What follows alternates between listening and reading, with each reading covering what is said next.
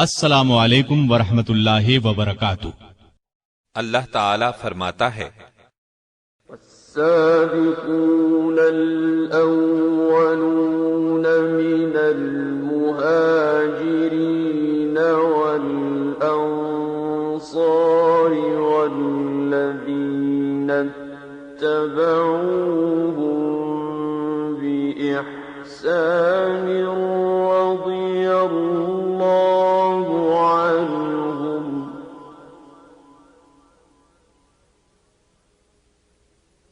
رضي الله عنهم ورضوا عنه وأعد لهم جنات تجري تحتها الأنهار خالدين فيها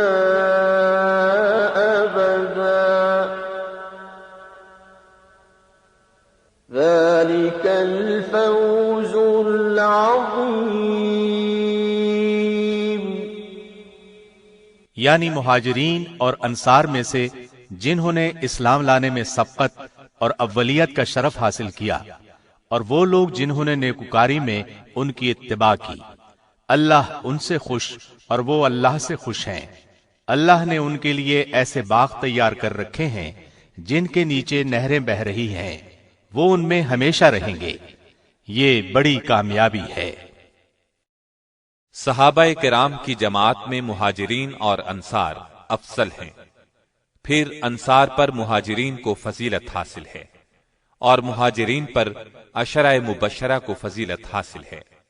نبی اکرم صلی اللہ علیہ وسلم کا ارشاد ہے، ابو بکر جنت میں ہیں، عمر جنت میں ہیں، عثمان جنت میں ہیں، علی جنت میں ہیں، طلحہ جنت میں ہیں، زبیر جنت میں ہیں، عبد الرحمن بن عوف جنت میں ہیں، سعد بن ابی وقاص جنت میں ہیں، ابو عبیدہ بن جراح جنت میں ہیں، سعید بن زید جنت میں ہیں۔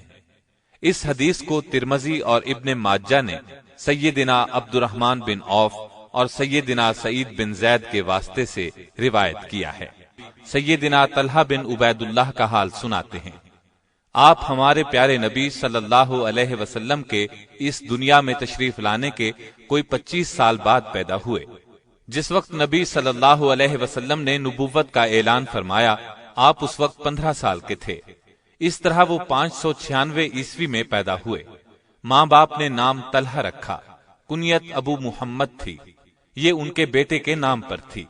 آپ کا تعلق قریش کی شاخ بنو تیم سے تھا، یہ شاخ عزت اور مرتبے میں کسی سے کم نہیں تھی۔ باپ کا نام عبید اللہ تھا، آپ ابو بکر صدیق کے قریب رشتہ دار تھے۔ سلسلہ نسب آگے چل کر نبی صلی اللہ علیہ وسلم سے مل جاتا ہے۔ والد نے اسلام کا زمانہ نہیں پایا، والدہ کا نام صعبہ تھا، انہیں رسول اللہ کی صحابیہ بننے کا شرف حاصل ہے۔ لمبی عمر پائی اور سیدنا عثمان کے دور میں فوت ہوئیں۔ سیدنا طلحہ کے بچپن کے حالات کتابوں میں بہت کم ملتے ہیں۔ لکھنا پڑھنا جانتے تھے اور قریش کے ان چند گنے چنے لوگوں میں سے تھے جو نبوت کے وقت لکھے پڑھے تھے۔ جوانی کی عمر کو پہنچے تو باپ دادا کی تجارت کا پیشہ اختیار کیا، بچپن ہی میں یتیم ہو گئے تھے، اس لیے جوانی کی عمر کو پہنچتے ہی کاروبار کے سلسلے میں دوسرے ملکوں کا سفر شروع کر دیا۔ عمر کا 16واں سال تھا کہ آپ صلی اللہ علیہ وسلم نے نبوت کا اعلان فرمایا۔ اسلام لانے کے بارے میں خود فرماتے ہیں کہ جب نبی صلی اللہ علیہ وسلم نے لوگوں کو اسلام کی طرف بلانا شروع کیا تو میں اپنے کاروبار کے سلسلے میں ملک شام کے شہر بصرہ گیا ہوا تھا۔ وہاں ایک گرجے میں ایک عیسائی درویش کو دیکھا جو پوچھ رہا تھا کہ آج کل مکے سے کوئی شخص آیا ہوا ہے۔ میں فوراً اس کے نزدیک گیا اور کہا میں مکے سے آیا ہوں۔ اس نے پوچھا کیا احمد نبی ظاہر ہو چکے ہیں؟ میں نے کہا کون احمد؟ اس نے کہا احمد بن عبداللہ بن عبد المطلب، ہماری کتابوں کے مطابق یہی ان کے ظاہر ہونے کا زمانہ ہے، وہ دنیا میں آخری نبی ہوں گے، تم واپس جا کر فوراً اپنا ہاتھ ان کے ہاتھ میں دے دینا۔ میں بصرہ سے مکہ واپس آیا، لوگوں سے پوچھا کیا میری غیر حاضری میں کوئی خاص واقعہ پیش آیا ہے؟ لوگوں نے بتایا ہاں، محمد بن عبداللہ نے نبی ہونے کا دعویٰ کیا ہے اور ابو بکر نے ان کا دین قبول کر لیا ہے۔ میں یہ سن کر فوراً ابو بکر کے پاس گیا۔ میں نے ان سے پوچھا کہ کیا آپ نے محمد کا دین قبول کر لیا ہے؟ انہوں نے کہا ہاں، وہ اللہ کے سچے نبی ہیں اور اللہ کے سچے دین کی طرف بلاتے ہیں، تم بھی ان کی دعوت قبول کر لو۔ میں نے عیسائی عالم سے جو کچھ سنا تھا انہیں بتایا، وہ بہت خوش ہوئے، پھر مجھے ساتھ لے کر نبی صلی اللہ علیہ وسلم کی خدمت میں حاضر ہوئے۔ میں نے آپ سے درخواست کی کہ اے اللہ کے نبی مجھے اپنے دین میں داخل کر لیں۔ آپ یہ سن کر خوش ہوئے اور اس طرح میں بھی اسلام کی دولت سے مالا مال ہو گیا۔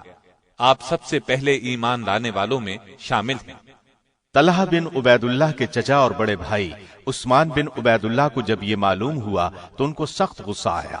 انہوں نے ابو بکر اور طلحہ دونوں کو ایک ہی رسی سے باندھ کر بہت مارا پیٹا۔ دونوں نے یہ مار صبر اور حوصلے سے برداشت کی۔ قریش کا ایک سردار نوفل بن خویلد تھا، یہ شخص بھی مسلمانوں کا سخت دشمن تھا۔ اس نے بھی ابو بکر صدیق اور طلحہ پر بڑے ظلم توڑے، لیکن یہ دونوں چٹان کی طرح اپنے دین پر قائم رہے۔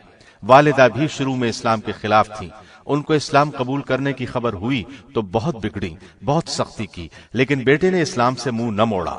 اللہ کی شان، بعد میں والدہ خود مسلمان ہو گئیں اور نبی صلی اللہ علیہ وسلم کی خدمت میں حاضر ہو کر صحابیہ بننے کا شرف حاصل کیا۔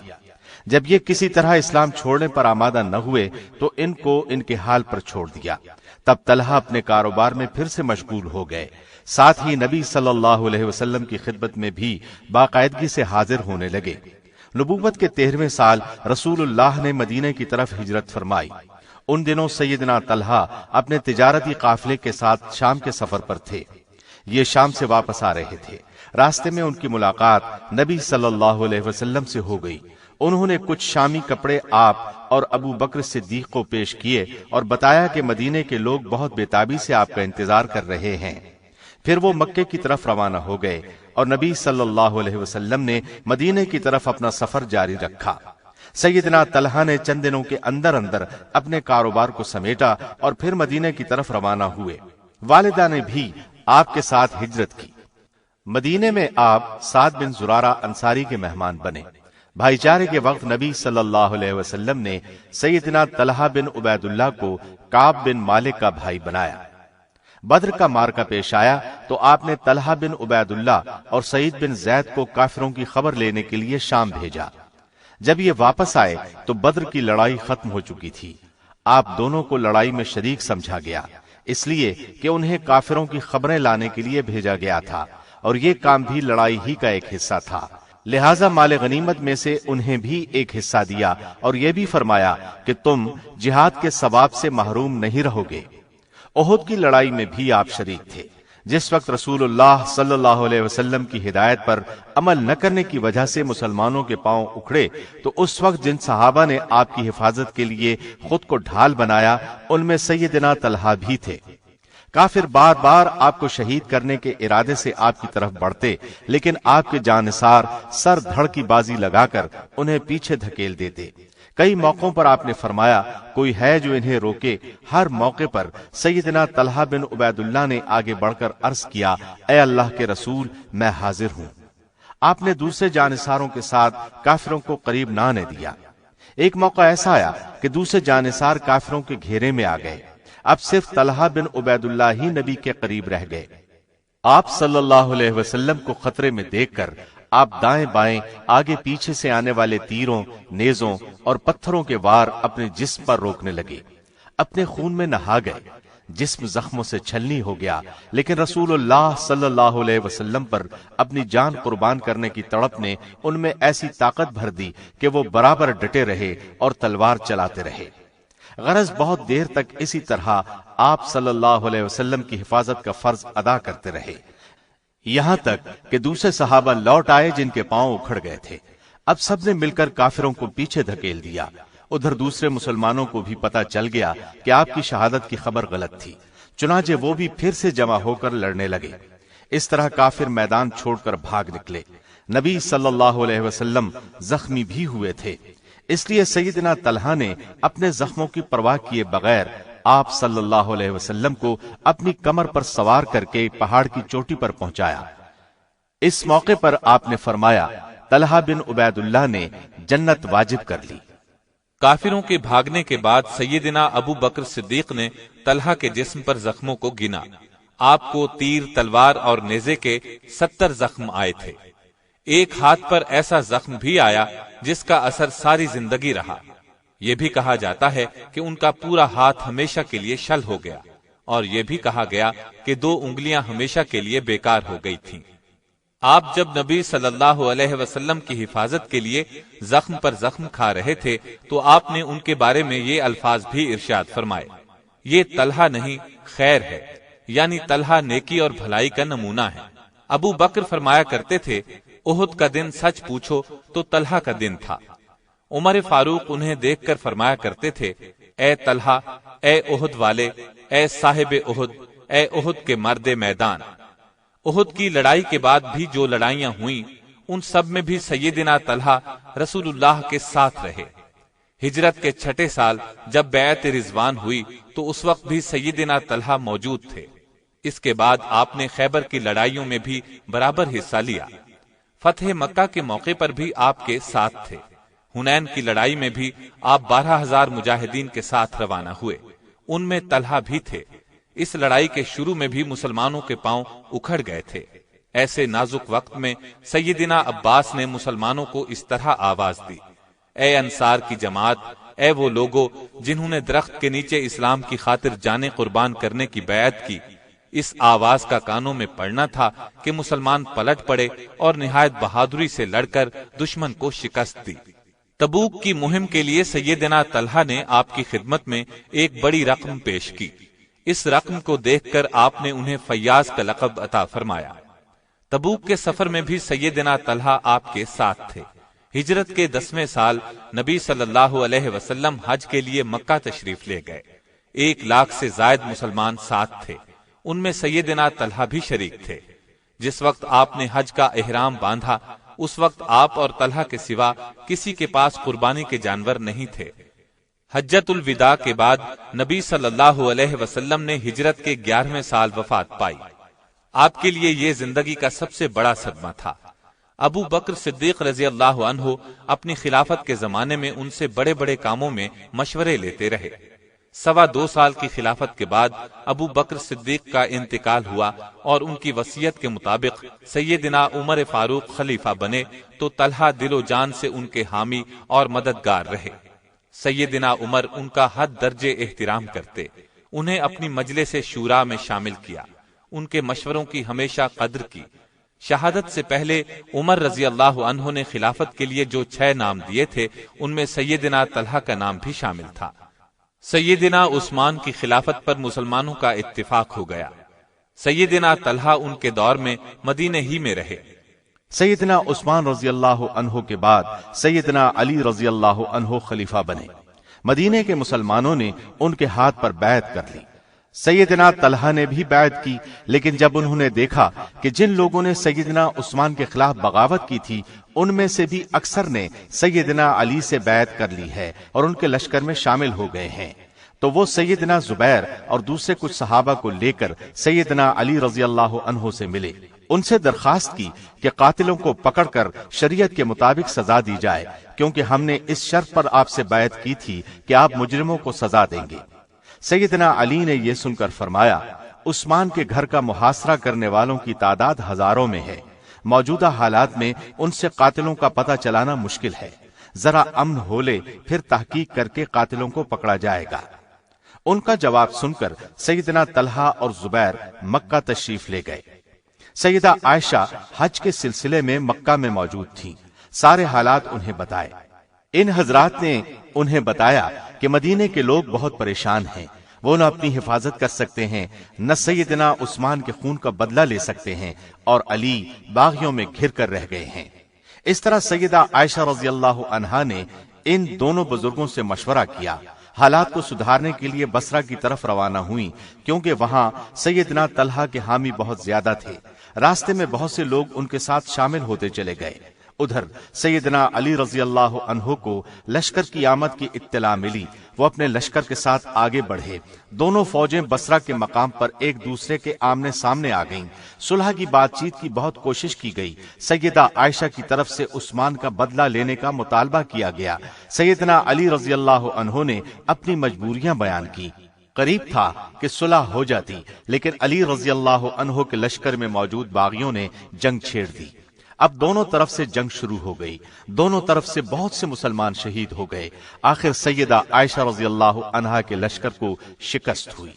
اس وقت تک انہیں محسوس ہو چکا تھا کہ لڑائی سازشیوں کی سازش سے شروع ہوئی تھی، چنانچہ انہوں نے مسلمانوں سے کہا، میرے بچوں، یہ لڑائی غلط فہمی کی وجہ سے ہوئی۔ اس لڑائی میں چونکہ سیدہ عائشہ اونٹ پر سوار تھیں، اس لیے یہ جنگ جمل کے نام سے مشہور ہوئی۔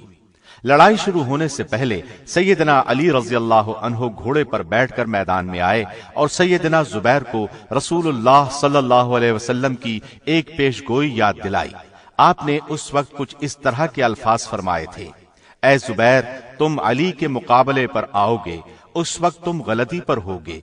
ان الفاظ کو یاد کر کے سیدنا زبیر لڑائی کے میدان سے ہٹ آئے۔ انہیں اس طرح دیکھ کر سیدنا طلحہ نے بھی میدان سے نکلنا چاہا، چنانچہ اگلی صفوں سے نکل کر پچھلی صفوں میں چلے آئے۔ اس موقع پر اپنے ہی لشکر کی طرف سے ایک زہریلا تیر آیا، تیر آپ کے پاؤں میں چبھ گیا، آپ اس تیر کے لگنے سے شہید ہو گئے۔